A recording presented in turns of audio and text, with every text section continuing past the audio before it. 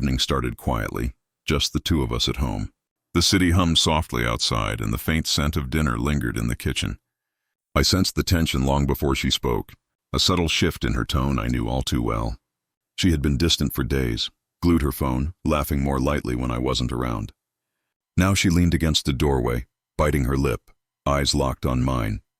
"It's just one night," she said. Her words sounded casual, almost careless, but a chill ran down my spine. I didn't answer right away. I simply stared at her, letting the silence stretch, letting her feel the weight of the moment. The room seemed smaller, the shadows deeper. "Just one night," she repeated, trying to make it sound harmless, like a fleeting thrill that wouldn't matter. But I knew better. I had seen the signs, secret glances, late-night texts, the faint trace of someone else's cologne lingering on her clothes. One night to her, it might have been fleeting. To me, it meant a lifetime of trust broken in a single moment.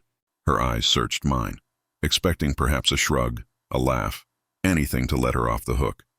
I could see the tension building, the struggle between excitement and guilt. Then I spoke, every word deliberate, slow, unyielding. "Then it's your last night here." The room fell silent. No response. Her panic flickered across her face as she realized she had misjudged me. Misjudged how much I valued the life we built. She stepped closer, reaching for my arm. But I pulled back slightly. My heart pounded, not with anger, but a mixture of grief and resolve. "You think one night won't matter?" I asked quietly, voice low but firm. "One night is all it takes to destroy everything we've worked for, everything I trusted you with." Her lips parted, searching for an excuse, but nothing came.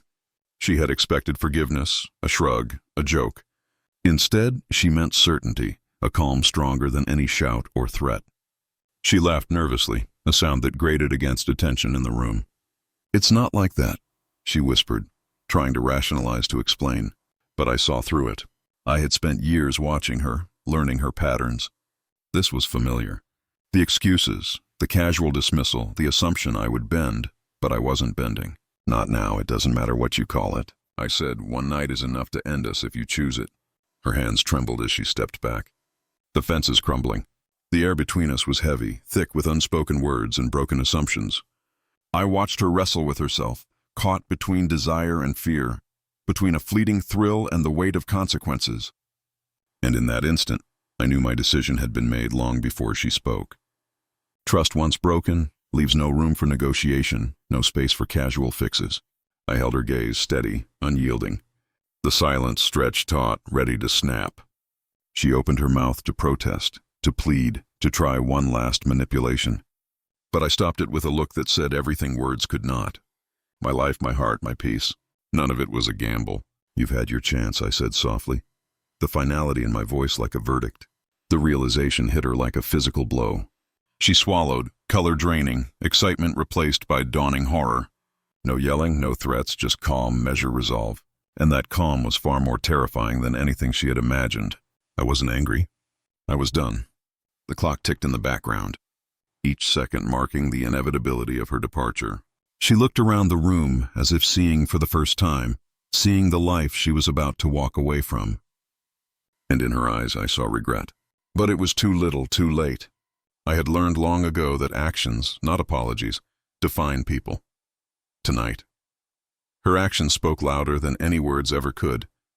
I moved past her to the bedroom, calmly, gathering a few essentials. She followed, voice barely above a whisper. "Please don't do this," she said, desperation creeping in. I didn't answer. My movements were deliberate, methodical, reflecting the clarity of a decision I had made days ago, waiting for this moment. The silence said everything. Love without trust isn't enough. By the time she realized I wouldn't change my mind, it was too late. Her options had vanished. Not through force, but through the quiet, unyielding certainty of someone who knew their worth. I left her in the bedroom for a moment, letting reality settle. The weight of her choices pressing down like a tangible force. When I finally closed the door behind me, the apartment felt different.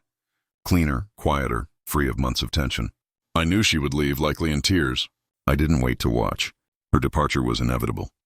My life was intact, my dignity preserved. In that calm, collected moment, I understood that the most powerful actions are often those taken without anger, without drama, with unwavering clarity. By sunrise, she was gone. The apartment smelled faintly of wine and perfume, but no longer carried her presence. I stood by the window watching the city wake, feeling the weight and the freedom of choices made with conviction. Her one night had ended, and with it, the chapter of my life that allowed someone else's fleeting thrill to threaten my peace. I acted not out of vengeance but out of self-respect.